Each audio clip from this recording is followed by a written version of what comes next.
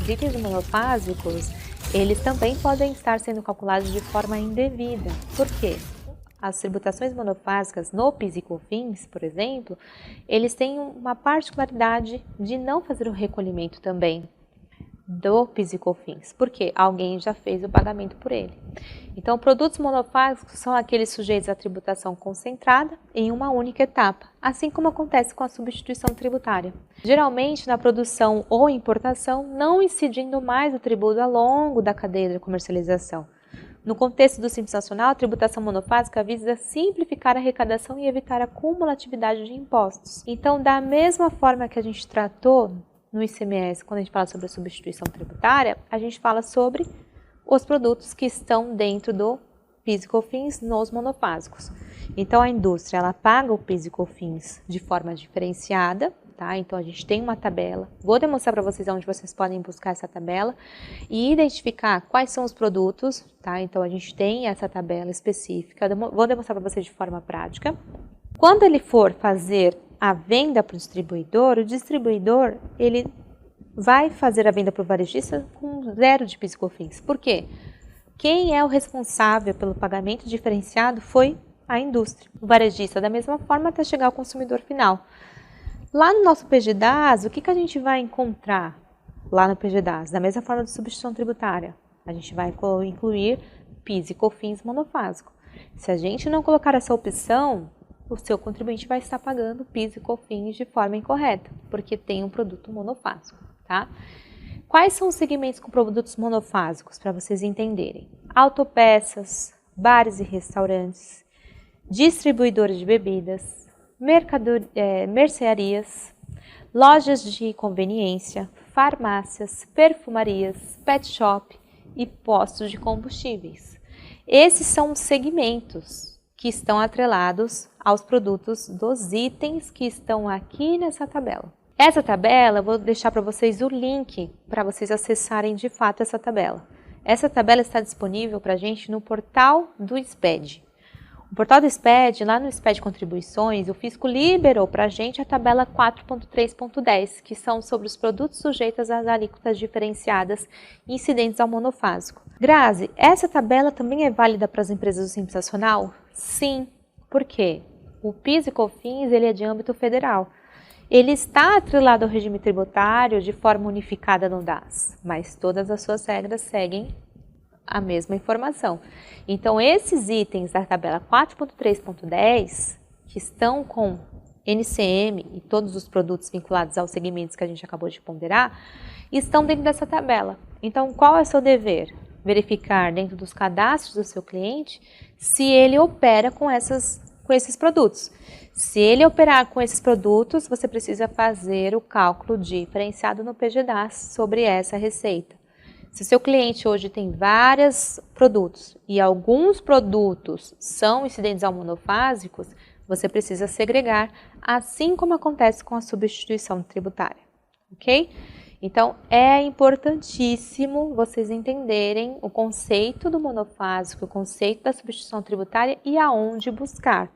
Eu vou demonstrar para vocês agora o site onde vocês buscam a tabela para que vocês comecem a consultar e fazer a apuração de forma correta. Vamos falar um pouco sobre o parcelamento convencional e o parcelamento especial que estão atrelados ao Simples Nacional.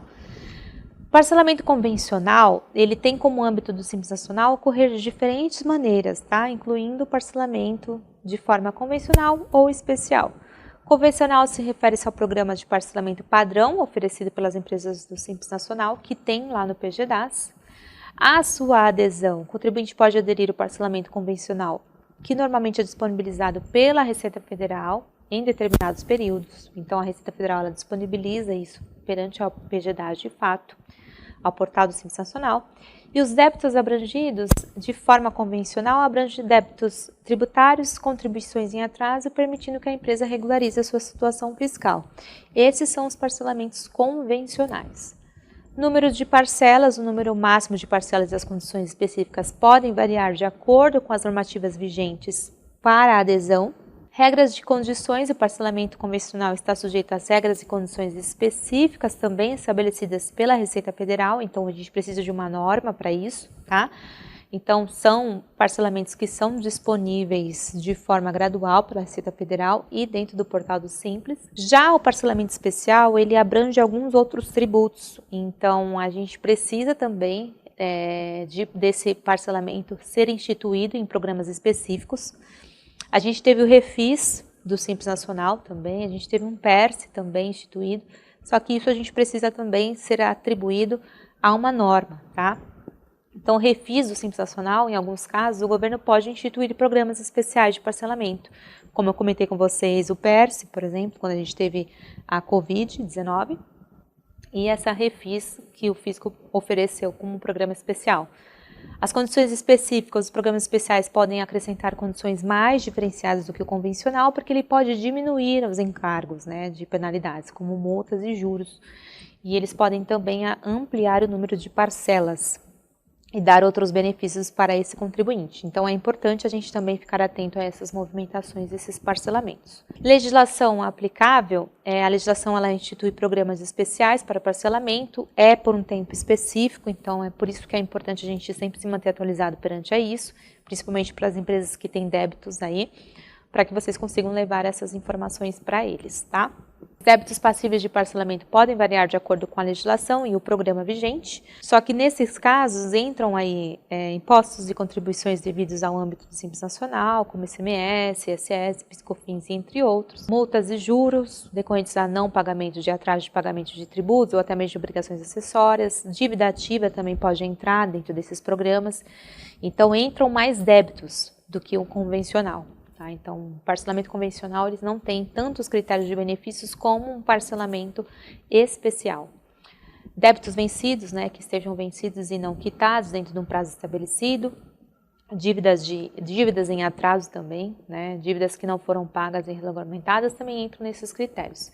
E além disso, os débitos também incluídos nas obrigações acessórias, né, débitos relacionados ao descumprimento de uma obrigação acessória, dentro de um programa de um parcelamento especial, a gente pode também estar atribuindo, sempre seguindo os critérios desse programa e do período também, tá? Então, esses programas, em alguns casos, são especiais, podem oferecer desconto de multas e juros e é um incentivo de regularização dos débitos, né? Então, a Receita Federal e os estados querem receber, então eles acabam fazendo em conjunto com o Comitê Gestor do Simples Nacional essas operações, ok? Então, o que fica para nós é a gente sempre ficar de olho nessas movimentações para que a gente consiga levar essa oportunidade para o nosso cliente.